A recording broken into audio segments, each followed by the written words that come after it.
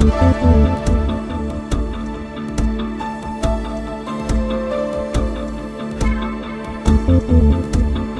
avons le plaisir de recevoir sur le plateau de Cordiam TV le professeur André Grimaldi.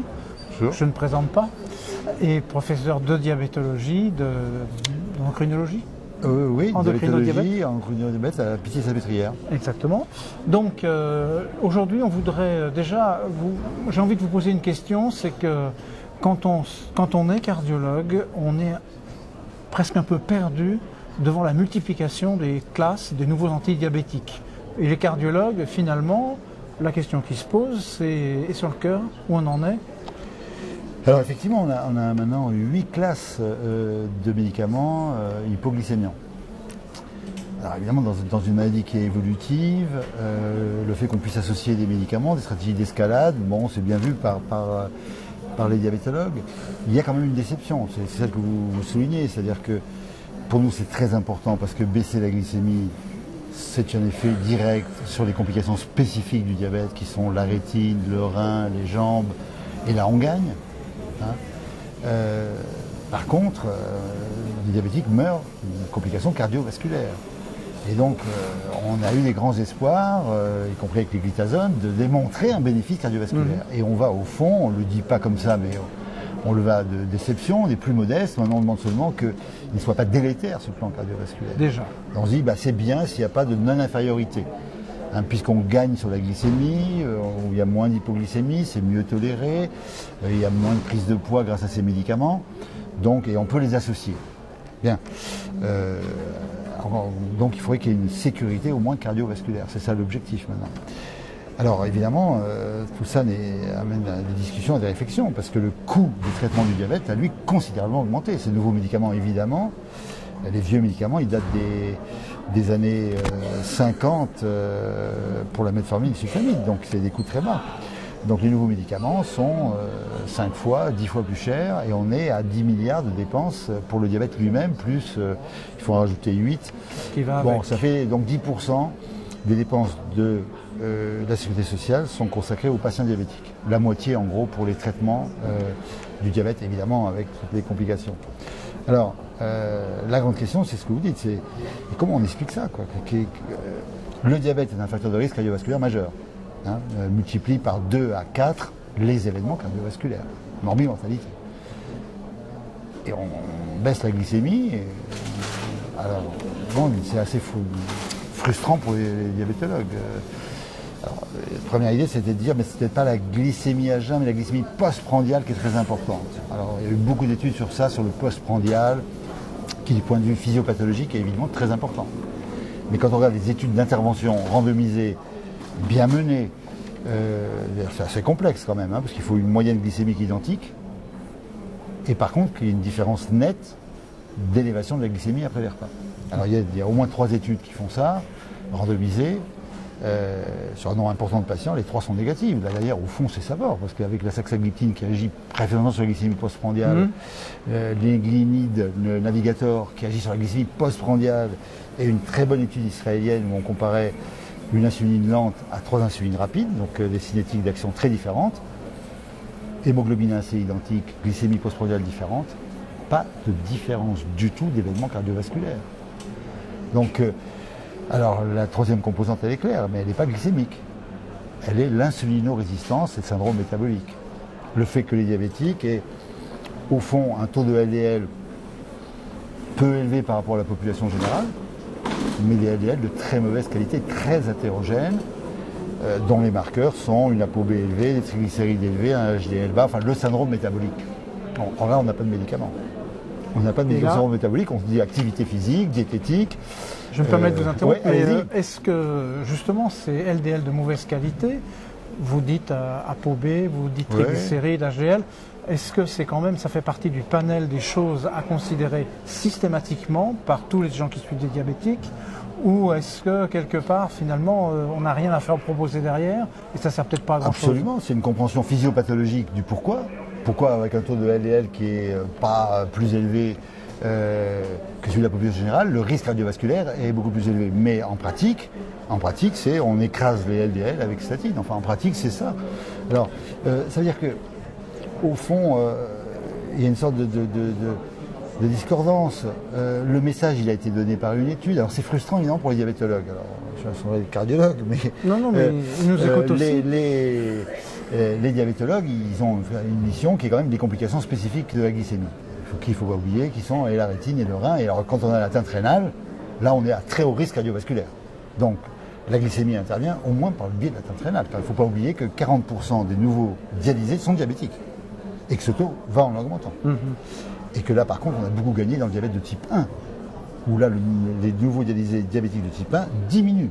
C'est le diabète de type 2. Celui de l'insulinorésistance. Alors évidemment, ce qui a été comme étude, ce qui a montré l'efficacité, c'est l'étude STENO2, où au fond, une grande équipe de diabétologie, une étude monocentrique, 160 patients seulement, et on démontre une diminution de 50% de la morbimortalité cardiovasculaire grâce à un traitement par statine, IEC, et à l'époque aspirine. Aujourd'hui, on discuterait la place de l'aspirine. Donc essentiellement par statine. Et grâce à ça, on peut diminuer de 50% les événements cardiovasculaires.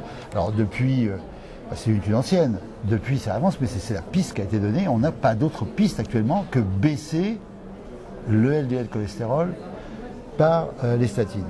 Donc la piste, ce sont les médicaments de la prévention secondaire ou primaire, qu'importe. Chez les diabétiques, on dirait primo-secondaire. Oui. Et au moins autant, si ce n'est plus, que la baisse de la glycémie. Ah non, mais beaucoup plus. Non, c'est pas au moins autant, mais beaucoup plus.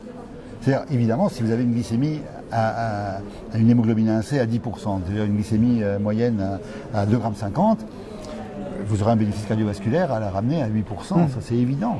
Simplement, il n'y a aucune étude qui va vous montrer ça parce que c'est pas éthique, tout simplement. Donc pour tout le monde,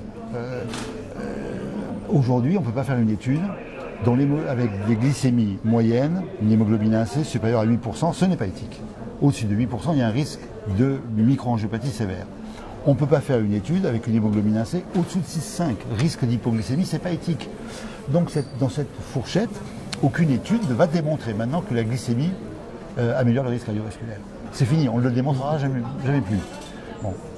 Par contre, on a une démonstration majeure qu'il faut baisser le LDL cholestérol. Alors, on l'a fait avec retard, parce qu'au début, on a regardé le taux de LDL, on se dit, il n'est pas si élevé que ça. Donc les diabétiques n'ont pas bénéficié assez tôt des statines. Ils en bénéficient. On voit qu'il y a un risque résiduel qui reste important. Quand on compare avec la population non diabétique, il y a toujours un risque résiduel. Donc la question, c'est est-ce que c'est d'autres médicaments qui viendront s'ajouter ou est-ce qu'il faut aller encore plus bas? Et actuellement, pour le clinicien, la réponse c'est encore plus bas. C'est-à-dire que le diabétique doit être considéré, alors le diabétique de type 2, encore une fois, si on dit un diabétique de type 1 bien équilibré, qui n'a pas de syndrome d'insulinorésistance, qui n'a que la glycémie et pas d'atteinte rénale, il a un risque cardiovasculaire un peu augmenté, mais pas beaucoup. C'est le diabétique de type 2, alors c'est le vrai sujet, le diabétique de type 2. Mais enfin, le diabète de type 1 qui réduit à une glycémie sans atteinte rénale et a un risque cardiovasculaire modéré. Et on va donc plutôt s'orienter vers une diminution relative du LDL cholestérol plutôt que vers une diminution absolue où on peut être faussement rassuré. Alors ça, c'est ce que nous disent tous les spécialistes et les recommandations. En gros, quand même, on se dit, c'est bien de mesurer une cible de LDL, savoir où on veut aller. Actuellement, on dit s'il y a eu un très haut risque, c'est moins 0,70, c'est possible que ce soit moins 0,50. Et donc, la logique est de baisser. Alors, quant à l'idée de ne pas surveiller, alors ça ne sera pas une idée diabétologique, parce que on a un problème de l'observance, qui est notre vécu de tous les jours. Mesurer l'hémoglobine A1C, c'est aussi savoir si les traitements obtiennent des résultats, mais si les traitements sont pris quand même. Donc savoir si le LDL cholestérol ne baisse pas, ça peut être la première raison, parce que tout simplement, si la statine n'est pas avalée, n'est pas achetée. Alors sur ça, il y a un immense sujet, je pense, pour tout le monde, sur lequel on fait peu de choses. Alors, la réflexion est faite de l'observance. De l'observance. Est-ce qu'il y a des données relativement il y a une étude récentes récente qui est faite par un consortium d'industrie pharmaceutique en France sur 170 000 patients, avec 6 maladies chroniques. Polyarthrite, ostéoporose, asthme, hypertension, insuffisance cardiaque, cholestérol, diabète. On a comparé les médicaments prescrits sur ordonnance aux médicaments achetés. Et on a considéré qu'un patient était observant s'il achetait au moins 80%. Donc c'est pas 100%. Acheter ne veut pas dire avaler. Et le résultat est conforme aux données de la littérature. On n'a que 37% des diabétiques de type 2 qui achètent plus de 80%. On n'a que 40% d'hypertendus qui achètent plus de 80% des médicaments prescrits. Et on a 44% seulement des hypercholestérolémiques qui achètent plus de 80% des médicaments prescrits.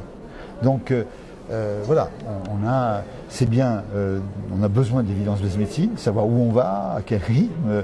Sur le diabète, on a mis le frein sur les objectifs. Le LDL cholestérol, on continue au contraire à appuyer sur l'accélérateur. Mais encore faut-il se préoccuper de savoir si les malades prennent leurs médicaments et s'ils ne les prennent pas, pourquoi. Hein. Donc là, c'est un immense chantier où, hélas, il me semble que les diabétologues, tellement fascinés par les cardiologues, ont en partie levé le pied. Alors que c'était quand même, faute de moyens thérapeutiques, c'était leur grand sujet. Ils n'avaient pas d'outils très forts, donc ils optimisaient la relation au malade. Puisque nous parlons des deux spécialités, comment optimiser justement cette relation entre cardiologue, diabétologue au profit du patient? Parce que là, c'est vrai qu'on n'a peut-être pas tout à fait la même vue. Est-ce qu'ils n'entendent pas les mêmes informations? Je crois pas trop. Je crois que quand même la relation de jugement scientifique, elle me semble bonne, claire, et il n'y a pas de discordance. Le vrai problème, c'est que quels sont les sujets sur lesquels vous êtes en difficulté? Ces sujets sur lesquels nous-mêmes nous sommes en difficulté.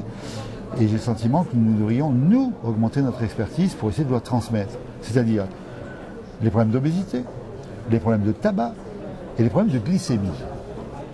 Ce sont les problèmes les plus difficiles, au fond, qui devraient intéresser le plus les spécialistes, en disant non pas je prescris une statine, c'est très facile, et je crois que j'ai fait mon travail. Bon, la prescription, au fond, c'est ce qu'il y a de plus facile. Suivre des recommandations, c'est ce qu'il y a de plus simple. Bon, c'est insuffisamment fait, etc. Mais enfin, c'est ce qu'il y a de plus simple. Un jour, on pourra remplacer par une machine ou un paramédical. Ce qui est le plus difficile, un pharmacien. Ce qui est le plus difficile, c'est quand même le problème de l'observance pour la nutrition. Comment changer sa nutrition, l'activité physique, changer ses comportements, et ses comportements de prise de traitement. Et là, on rentre dans des sujets beaucoup plus complexes, mais où les diabétologues avaient fait une grande avancée dans l'éducation thérapeutique depuis 30 ans, et hélas, me semble en phase de recul. Paradoxe. Donc, je pense que la médecine des maladies chroniques marche sur deux pieds, deux jambes, l'évidence-based médecine, les changements de comportement. Or, nous sommes, là, la démarche est déséquilibrée. Vous, comme nous boitons. Mais hélas, nous boitons du même pied. Donc c'est ça le problème.